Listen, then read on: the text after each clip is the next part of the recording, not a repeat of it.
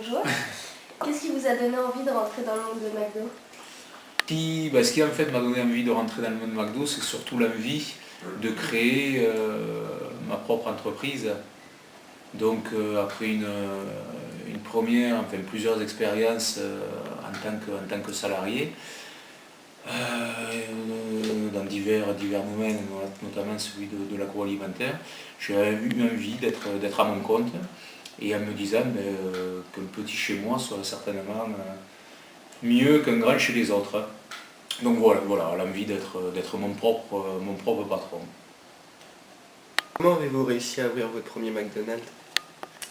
Alors comment j'ai réussi à ouvrir mon premier McDo? En fait c'est un processus qui est relativement long, puisqu'il m'a pris quasiment 2 ans, entre le moment où j'ai eu envie d'ouvrir un McDo et donc l'envoi de mon premier courrier.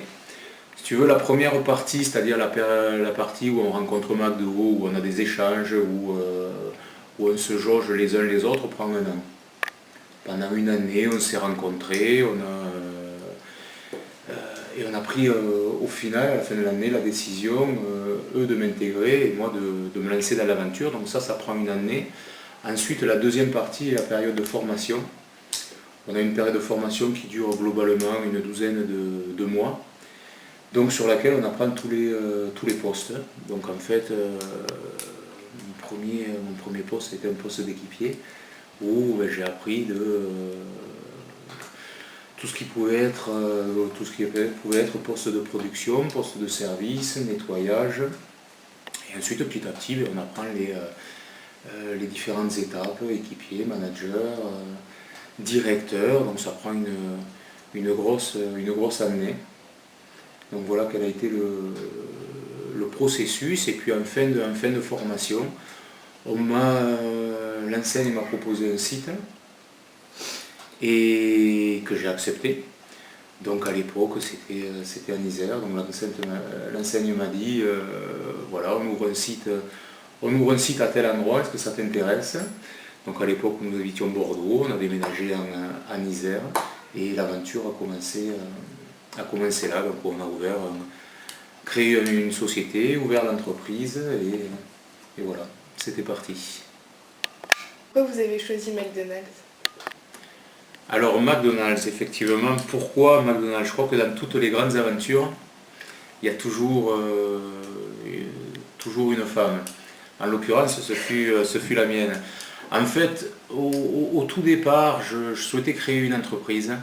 Et pour être honnête avec vous, je ne savais pas trop quoi. Je travaillais dans l'agroalimentaire, donc je cherchais un peu dans ce milieu-là, mais sans véritablement trouver ce qui je pensais me correspondait. Et puis un jour, avec mon épouse me parle de McDonald's, en me citant un endroit, elle me dit tiens, McDonald's, je suis certain que ça fonctionnerait.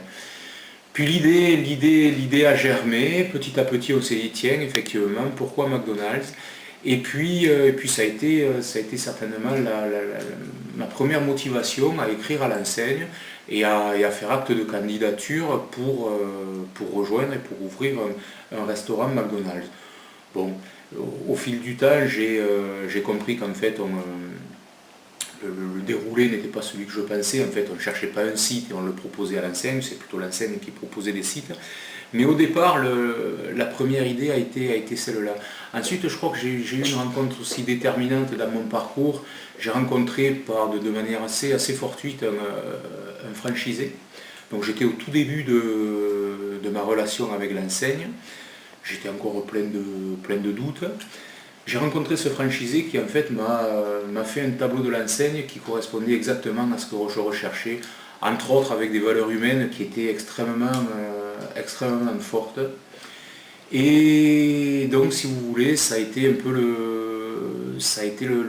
l'élément déclencheur. L'élément déclencheur entre d'un côté une envie de voler de mes propres ailes, d'être mon propre patron, et en face de moi une enseigne qui avait la capacité à m'offrir ce que je recherchais, et je vous dis entre autres des relations humaines extrêmement fortes, parce que Parce qu'un restaurant McDonald's, c'est une cinquantaine d'employés, ce sont des coups de feu, alors dans notre jargon, ce qu'on appelle des rushs, un service dans un restaurant classique, mais qui ont plutôt tendance à fédérer, à rassembler. Donc voilà pourquoi ce qui était au départ peut-être une option parmi d'autres, mais au fil du temps est devenu la seule option possible, parce que plus j'ai avancé dans le processus avec l'enseigne, et plus je me suis rendu compte que ça correspondait exactement à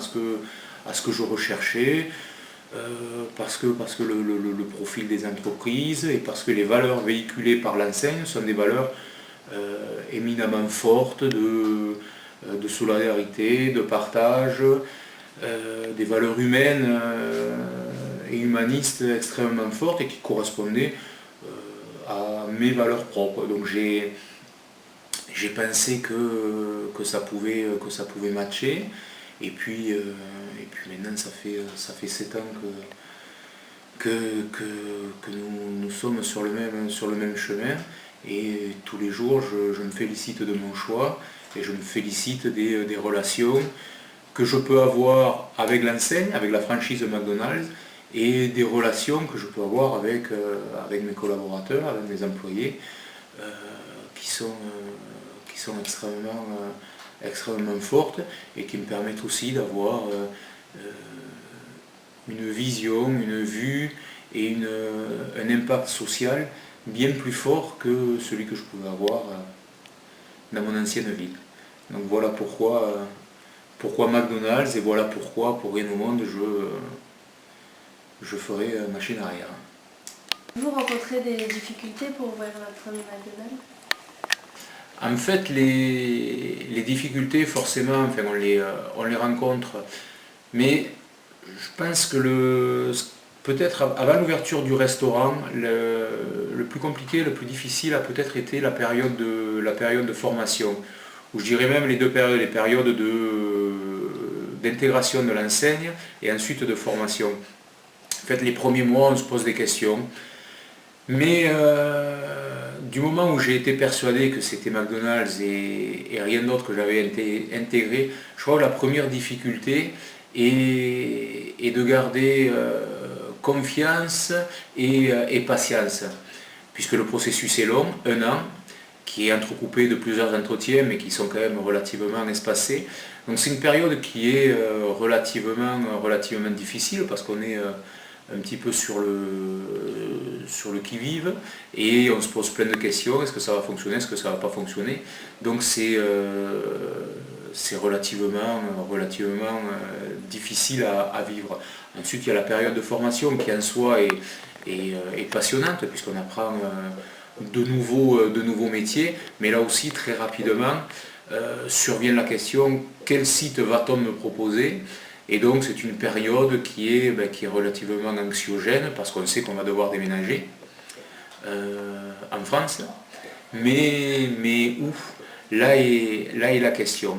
Ensuite est venu, au bout de ces quasiment 2 ans, est venue l'ouverture. Donc l'ouverture d'un restaurant de McDonald's, nous le premier qu'on a ouvert était en Isère, dans une bourgade de 8000 habitants.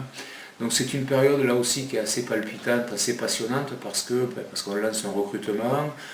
Enfin, on lance un événement dans une petite ville, parce que l'ouverture de McDonald's est un événement dans une petite ville.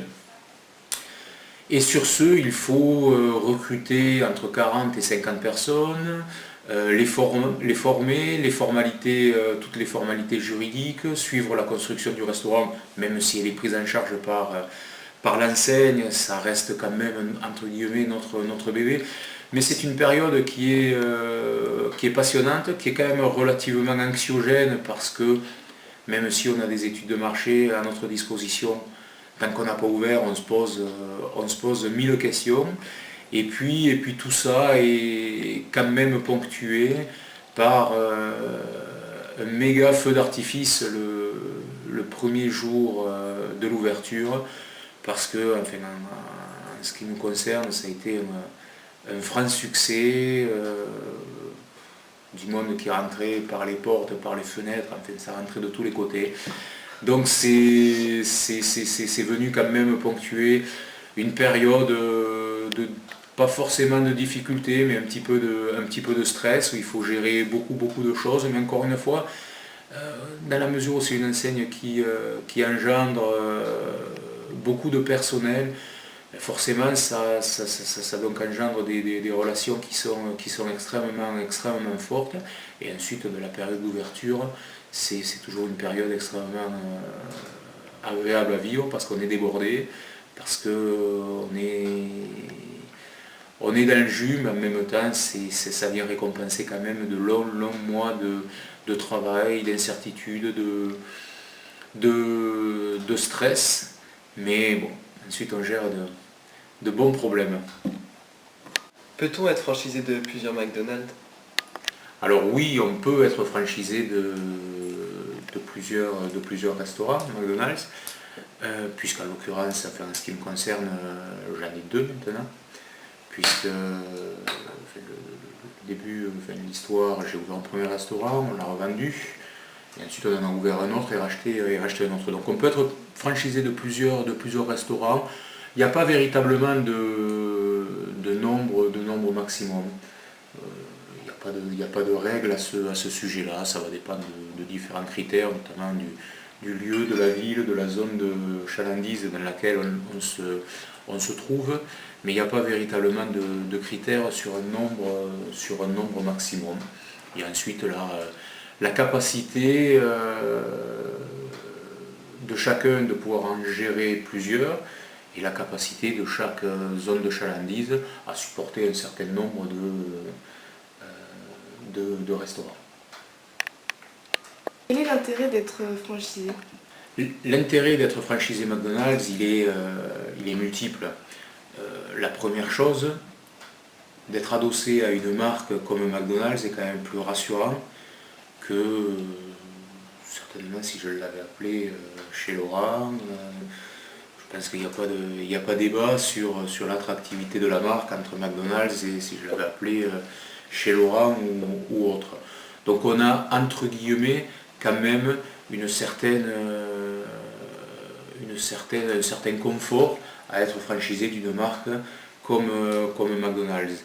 Ensuite, comme je vous l'ai dit tout à l'heure sur une des réponses, aujourd'hui, je suis la structure de mes sociétés, j'en suis le patron, je suis le gérant de société. Donc aujourd'hui, si vous voulez, l'intérêt d'être franchisé, c'est l'intérêt d'être son chef de son propre patron, d'être chef d'entreprise, avec effectivement une certaine prise de risque sur des investissements, puisque comme ce sont des sociétés qui sont indépendantes les unes des autres, si demain je fais un mauvais investissement, c'est pas notre McDo qui va me prêter main forte.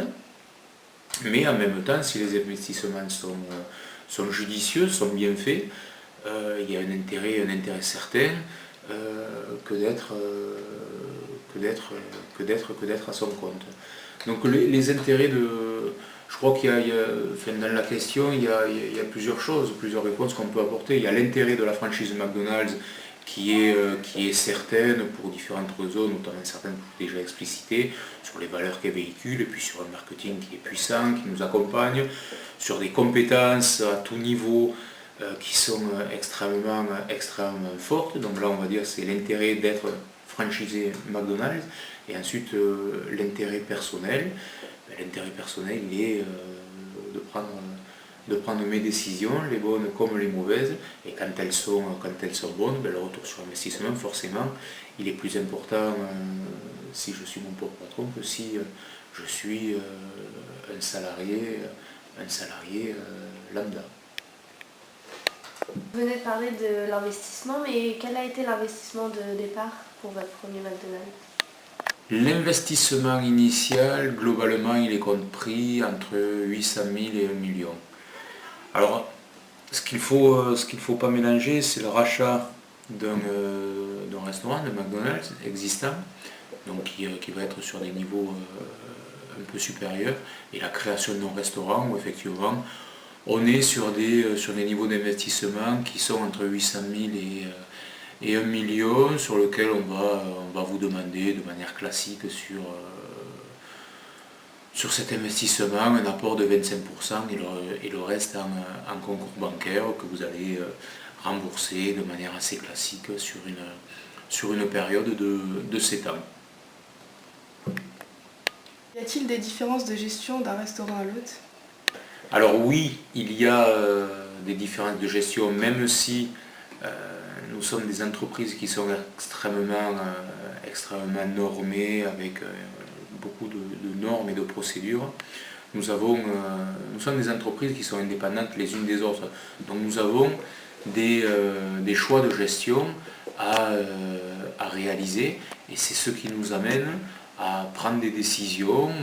Je pense notamment à des décisions RH où on va se structurer de manière différente d'un restaurant à un autre, des décisions marketing où on va avoir des décisions à prendre qui seront localement différentes d'un restaurant à un autre.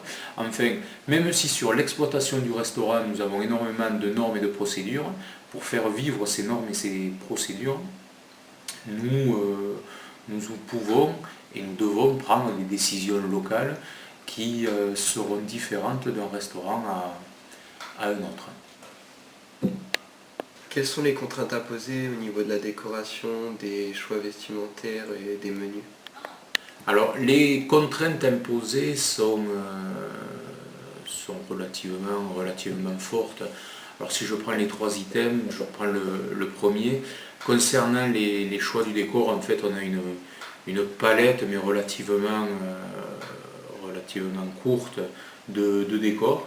Donc, McDonald's nous propose différents décors, et à l'intérieur de ces propositions, on doit faire un choix. Mais de toute façon, la proposition, enfin les décors sont préemptés, sont conçus par l'enseigne et nous sont proposés. Concernant les tenues vestimentaires, on a un peu plus de liberté, où là-dessus on peut faire globalement ce que l'on veut, même si on travaille généralement avec un nombre assez restreint de fournisseurs, et c'est la raison pour laquelle on retrouve globalement les mêmes tenues d'un restaurant à un autre. Alors là où le choix est extrêmement restreint, c'est sur les menus, puisque là-dessus on ne peut pas faire ce que l'on veut. Je crois qu'une des clés du succès de l'enseigne, c'est quand même que l'on retrouve d'un restaurant à l'autre les mêmes produits. C'est ce qui fait que sur les menus, on n'a aucune latitude, on n'a pas latitude à inventer de nouveaux sandwichs. Ce n'est absolument pas dans nos prérogatives. Ce que nous pouvons faire, c'est entre guillemets inventer des menus promotionnels et d'une carte étudiant, de ce type de choses. Donc effectivement sur la partie promotionnelle, nous pouvons faire ce que nous voulons. Demain dire pour les étudiants un sundae ou un sandwich offert pour l'achat d'un menu, ça c'est quelque chose que l'on peut faire. Faire des prix promotionnels, ça on peut le faire. Créer pour des opérations type mailing, créer des offres particulières style 2 Big Mac à un certain prix, ça on peut le faire. Par contre, ce qu'on ne peut pas faire, c'est inventer des produits. Là-dessus, on a une créativité qui est relativement bridée, mais c'est peut-être pas une mauvaise chose.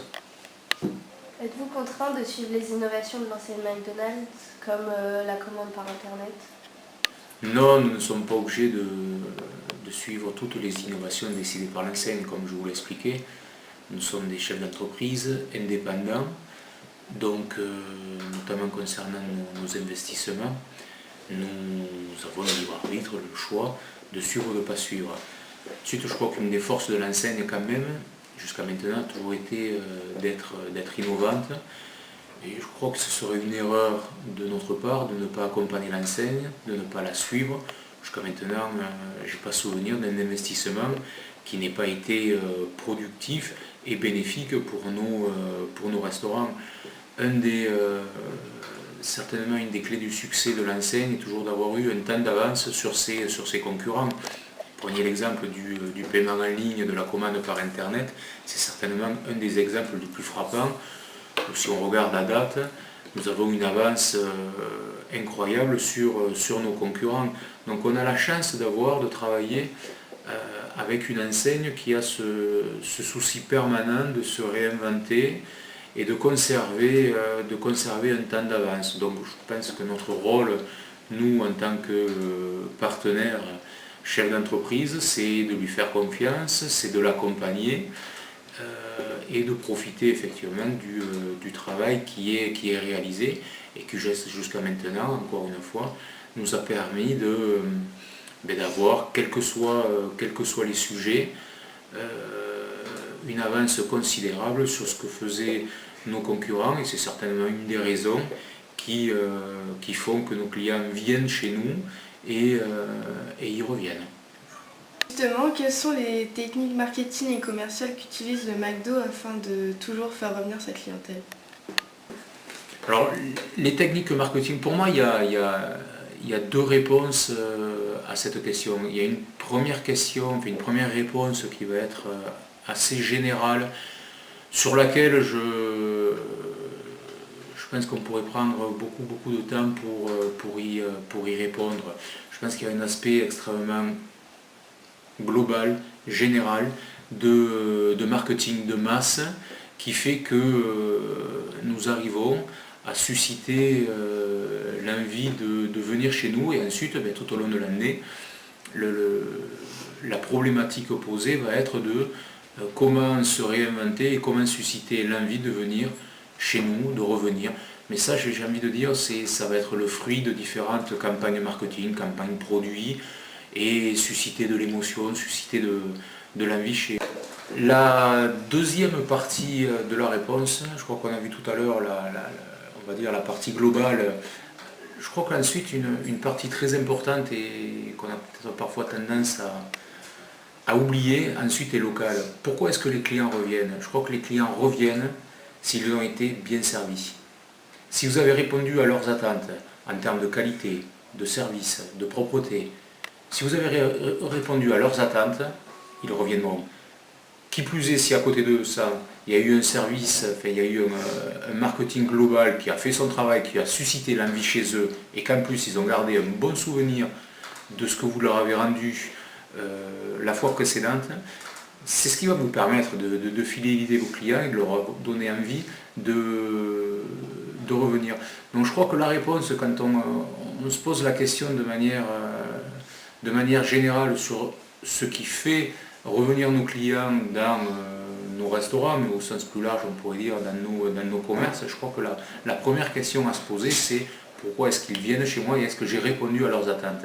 Si vous avez répondu à leurs attentes, je vous dis encore une fois, que ce soit de qualité de service, d'accueil, de rapidité, on pourrait développer point par point tout ce qu'un client peut attendre quand il va dans un commerce.